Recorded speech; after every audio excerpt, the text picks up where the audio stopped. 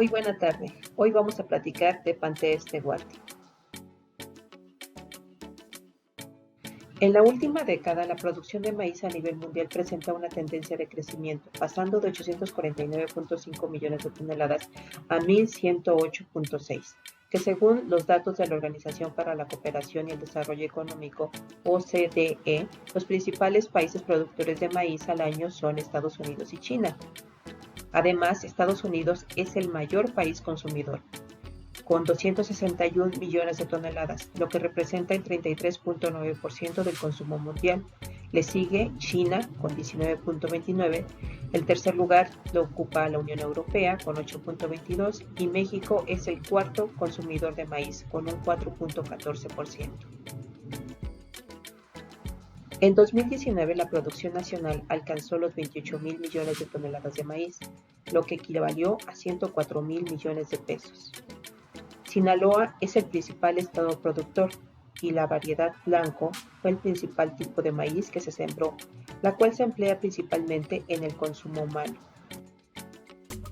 El maíz, como muchos otros cultivos, es susceptible a diversas enfermedades que afectan el desarrollo de la planta y su fruto. La marchitez bacteriana es considerada como una de las enfermedades más graves del maíz, ya que provoca reducción en el rendimiento.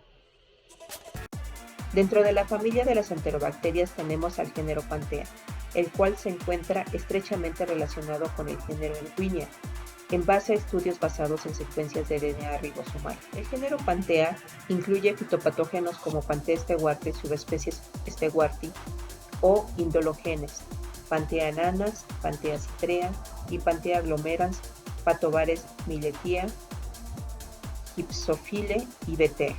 El principal fitopatógeno de este género es Pantea stewarti, subespecie stewarti, que ocasiona la enfermedad de Stewart, la cual se puede manifestar como una marchitez bacteriana o un tizón foliar de maíz. Es una bacteria anaerobia facultativa, gram negativa, no flagelada, no esporulada. Pertenece a la familia Enterobacteriaceae, que forma colonias amarillas mucoides que puede crecer en un rango de temperatura de 4 a 37 grados centígrados. El maíz, sea maize, es el principal cultivo afectado por Pantea stewarti y Patobar stewarti. Las razas de maíces dentados, harinosos y palomeros también son atacadas por la bacteria. El maíz dulce y sus híbridos son los más susceptibles, ya que al ser infectados por la bacteria se marchitan rápidamente. Manifiestan síntomas semejantes a plantas que han sufrido daño por sequía o deficiencia nutricional. La bacteria también ataca al teoscintle y otras poáceas cultivadas para forraje en Norteamérica como Trypsicum dactyloides. Además, se ha demostrado que varias malas hierbas poáceas actúan como portadores asintomáticos de la bacteria, como Agrostis gigantea, Dactylis glomerata, Digitaria sp, Panicum capillaria, Panicum dicotomiflorum, Poa pratensis, Setaria lutescens, Sorgo sudanense y Triticum aestidium. La Organización Europea de Protección de las Plantas, la EPO, considera a Pantea stewarti, subespecie stewarti, como una plaga cuarentenaria tipo A2. Actualmente, esta enfermedad es endémica en partes de la zona maicera de los Estados Unidos y no se presenta de manera importante en América del Centro y del Sur, donde se originó el maíz. Se ha reportado notables excepciones de brotes esporádicos en maíz dulce en los países de Italia, Australia y México. En este último, en el Valle de Toluca, en los estados de Oaxaca, Tabasco, Tlaxcala y Veracruz. En estos países se desconoce cómo se dispersó la enfermedad, cuál fue el foco inicial y su subsecuente establecimiento, pero en los países donde se presenta frecuentemente esta enfermedad, la bacteria muestra su potencial capacidad para adaptarse y combinarse a sus vectores o a la presencia de hospederos secundarios. El primer reporte de la enfermedad en México se asocia con el primer reporte de su principal vector, el escarabajo pulga del maíz. En México, Pantea stewarti actualmente es una plaga cuarentenaria, presente solo en algunas áreas de los estados de Hidalgo, Tlaxcala, Puebla y Veracruz, y se encuentra reglamentada en el módulo de consulta de requisitos fitosanitarios para la importación de mercancías de origen vegetal. Hectonema pulicularia o escarabajo pulga es el principal vector y forma de diseminación de la bacteria Pantea stewarti. Una vez que han adquirido las bacterias, los insectos la pueden portar y transmitir a lo largo de toda su vida. Otros vectores de menor importancia son Diabrotica undespunctata, Chaetognema denticulata, larvas de Delia platura, Agriotes mancus, Filófaga sp. y larvas de Diabrotica longicornis. La EPO menciona que los insectos vectores solo diseminan la enfermedad a distancias muy cortas. Otra forma de transmisión del patógeno es mediante la semilla. Una vez que la bacteria se establece en el endospermo, puede sobrevivir de 5 a 8 meses a temperatura entre 8 y 15 grados centígrados. El riesgo de introducir a Pantea stewarti subespecie stewarti al importar semillas de maíz se considera importante y más de 50 países prohíben su importación a menos que esté certificado como libre del patógeno. Los síntomas típicos son rayas longitudinales de las hojas con márgenes irregulares u ondulados, que son paralelos a venas o nervaduras, que pueden extenderse a lo largo de toda la hoja. Las lesiones suelen originarse de picaduras de insectos. De esta manera el patógeno evita el contacto con el parénquima y entra directamente en los vasos del xilema. La bacteria está asociada con el tracto alimentario en el intestino anterior, medio e intestino posterior del escarabajo pulga del maíz. La bacteria coloniza primero los espacios intersticiales en el maíz. En los tejidos foliares puede provocar el desarrollo de lesiones empapadas de agua o water soft. Estas lesiones de color amarillo pálido a verde se vuelven marrones con la progresión de la enfermedad, que resulta en la aparición del tizón en la hoja. Pantea stewarti, subespecie stewarti, también es capaz de colonizar el sistema vascular de las plantas hospederas, de tal forma que puede ocasionar una enfermedad del tipo sistémico, causando necrosis y marchitamiento al obstruir el flujo libre del agua en el xilema del huésped. Plántulas tempranas de variedades de maíz susceptibles que son infectadas se ven gravemente afectadas en su crecimiento y desarrollo. La asociación entre Pantea stewarti, subespecie stewarti, y su insecto vector nos permite señalar o describir dos ciclos principales de infección. El primer ciclo, el más dañino, ya que conduce a infecciones tempranas en plantas de maíz, ocurre cuando en el invierno los adultos infectados transmiten a Pantea stewarti, subespecie stewarti, a las plántulas del maíz joven, mientras se encuentran alimentándose de ellas. Un segundo tipo de ciclo generalmente solo conduce a síntomas de tizón foliar sin matar a las plantas. Tiene lugar cuando las primeras y posteriores generaciones de escarabajo de verano, previamente sanos, adquieren a Pantea stewarti, subespecie stewarti, de las plantas infectadas y luego infectan a otras plantas de maíz.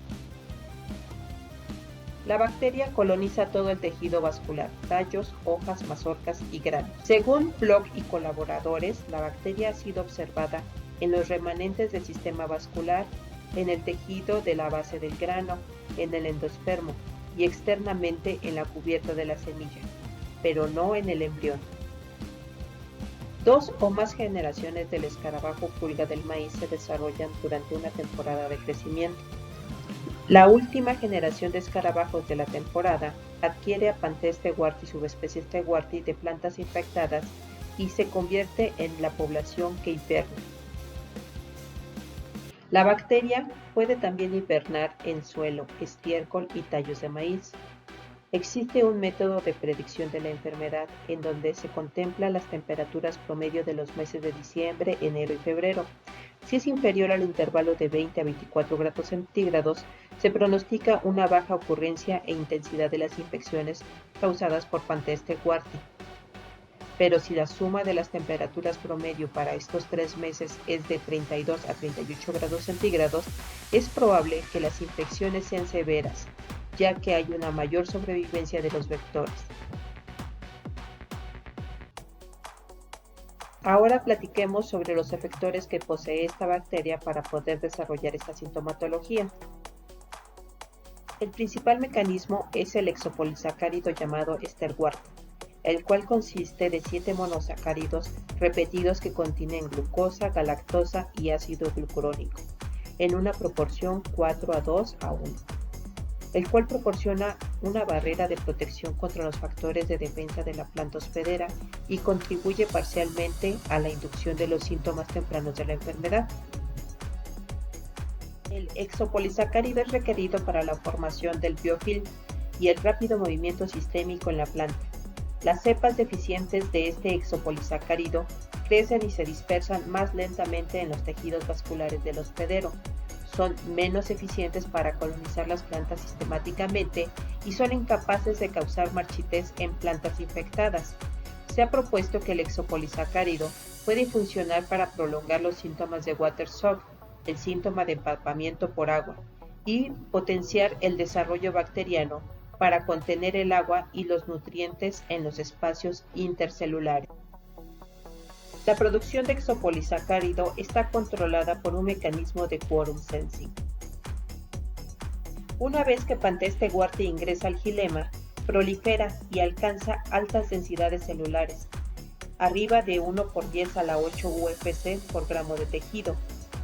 Algunos estudios han demostrado que la producción de pigmento carotenoide de Pantea stewarti confiere tolerancia al peróxido de hidrógeno, el cual se encuentra involucrado con la resistencia del hospedero, lo que indica la importancia del papel del pigmento carotenoide como antioxidante en una población en rápido crecimiento, como ocurre cuando la bacteria está colonizando el tejido del xilema.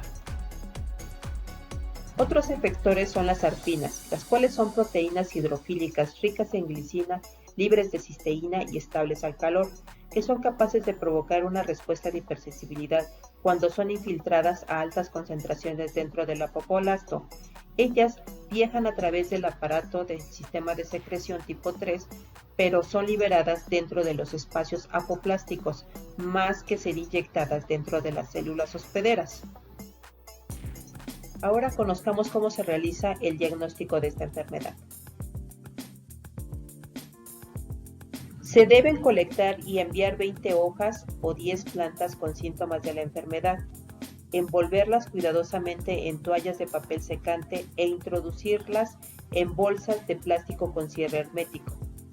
Recuerda anotar sobre la bolsa el número de identificación de la muestra. Cuida que los datos no se borren y envíala en hielera con geles refrigerantes a fin de evitar la oxidación de estas hojas. El envío debe realizarse el mismo día de la colecta. De no ser posible, las muestras se tienen que resguardar a 4 grados centígrados y enviarlas al día siguiente. En caso de trabajar con semillas, se recomienda enviar 400 semillas en bolsas de papel o plástico con cierre hermético. En caso de recibir semillas, estas se mantienen a temperatura ambiente de 23 a 25 grados centígrados y también deben ser divididas en 3 partes. Una porción dirigida para el aislamiento, otra para la técnica de lisa y la porción restante para la técnica de PCR. Si la cantidad de semillas lo permite, se recomienda inducir la germinación en cámara húmeda. El germinado resultante se usa para realizar el diagnóstico mediante las metodologías ya mencionadas. La obtención de cultivos puros de Pantea stewarti y subespecie stewarti, aunque requieren de varios días, permite la verificación de patogenicidad, además de que es la prueba definitiva para confirmar la presencia, viabilidad y subespecie de la bacteria. Los medios de cultivo Wedekind, NBY, YPGA o bien en el medio semiselectivo nigrosina pueden ser empleados para el aislamiento del microorganismo. Recuerda incubar las cajas a 28 grados centígrados y examinarlas después de 2 a 5 días. Se aconseja el uso de por lo menos 2 medios de cultivo a la vez. Las colonias de Pantea stewarti y subespecie stewarti en medio NBY son circulares de color amarillo pálido, bordes lisos y definidos. Además, tiene un crecimiento rápido que va de las 48 a las 72. En el medio de nigrosina, las colonias crecen en un periodo de 5 a 7 días de incubación a 30 grados centígrados. Son lisas y brillantes, con la característica particular de presentar el centro pigmentado de color negro y los márgenes transparentes. Para determinar las características fisiológicas y bioquímicas de Pantea stewarti y subespecie stewarti, la cepa bacteriana pura se debe hacer crecer en presencia de determinadas sustancias nutritivas. Para las pruebas inmunológicas puedes emplear muestras de suelo, extractos de tejidos vegetales y semillas. Para esta técnica se utiliza el kit comercial de la marca Actia. Cabe mencionar que el kit detecta solo género y especie, es decir, llegamos hasta Pantea stewarti. Otras pruebas serológicas son las pruebas de inmunofluorescencia, las cuales utilizan anticuerpos policlonales de Lowy y anticuerpos monoclonales de Linaris. Se emplea para la detección de semilla con el anticuerpo monoclonal de Linaris, para lo cual se debe de emplear extractos de semilla previamente enriquecidos. La prueba rápida de PCR con punto final está diseñada para amplificar la región ITS del 16S al 23S del RNA. Tiene una sensibilidad de 10 unidades formadoras por colonia por mililitro, sin embargo, solo permite la identificación a nivel de género y especie. El PCR Step-Down para la identificación entre Pantea stewarti y subespecie stewarti y Pantea stewarti y subespecie Indologenes se basa en la diferenciación entre estas subespecies, la cual es muy importante ya que una identificación errónea puede ocasionar la imposición de restricciones comerciales. Actualmente se han desarrollado varios juegos de primers que permiten la diferenciación a nivel de subespecies con alto grado de especificidad. Algunos están diseñados a partir del gen GAL-E, que permite la separación de subespecies stewarti e Indologenes. Para la prueba de hipersensibilidad se requiere que la bacteria tenga un tratamiento previo a la inoculación en plantas de tabaco. Las colonias bacterianas deben ser transferidas con un tiempo de crecimiento máximo de 72 horas del medio CPG sólido al medio IM líquido. La reacción de hipersensibilidad en tabaco se observa después de 24 a 48 horas y se caracteriza por la pérdida de turgencia o necrosis del tejido de la planta. La prueba de patogenicidad se lleva a cabo en 10 plantas, con edad de 8 a 14 días, mediante la inoculación del tallo de un cultivo de maíz susceptible. Por ejemplo, las variedades Júbile, Merisota, Sweet Surprise F1 pueden ser empleadas. Estas deben ser crecidas en invernaderos con una temperatura de 22 a 28 grados centígrados y una humedad relativamente alta del 70 al 80%. Las plantas se inoculan con una suspensión bacteriana de 1 por 10 a la 7 y de 1 por 10 a la 8 células por mililitro, la cual fue preparada en agua destilada estéril o en tampón fosfato pH 7, a partir de aislados identificados como Pantea stewarti y subespecie stewarti, que fueron crecidos en medios BK o NA durante 2 días a 28 grados centígrados. Las plantas de control negativo se inoculan únicamente con agua destilada estéril. Después de la inoculación, las plantas se mantienen en una cámara húmeda de 1 a 2 días a una temperatura de 25 a 28 grados centígrados. Los primeros síntomas de la enfermedad, los cuales son rayas, pueden aparecer después de 3 a 5 días, pero son necesarios 7 o más días para que se desarrollen los síntomas más típicos, que son el empapamiento de agua, bolsas amarillas de supuración de los tejidos vasculares. Estos síntomas de marchitez generalmente aparecen a los 14 días después de la inoculación. En algunos casos se forma un exudado bacteriano amarillo en el sistema vascular. Las plantas deben de mantenerse en una observación de 20 días. La detección de la marchitez bacteriana implica el reconocimiento de los síntomas característicos, el aislamiento de la bacteria, su identificación mediante características morfológicas, bioquímicas, serológicas, moleculares y de poder patogénico. El diagnóstico preferentemente debe basarse en un método integrado para mayor confiabilidad. Para la emisión de un resultado positivo será indispensable contar con el aislamiento de la bacteria del material vegetal, especialmente de semillas. Lo anterior debido a que las técnicas moleculares y serológicas han mostrado no ser específicas para la determinación de la subespecie, lo cual puede derivar en controversias internacionales. No puede emitirse resultados positivos sin contar con la cepa bacteriana. ¿Cuál es el manejo que le podemos dar a esta enfermedad?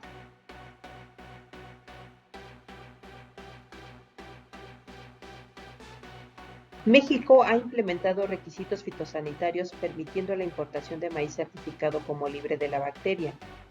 Existe la norma oficial mexicana, NOM 018 Fito 1995, para la que se establece la cuarentena exterior para prevenir la introducción de plagas del maíz.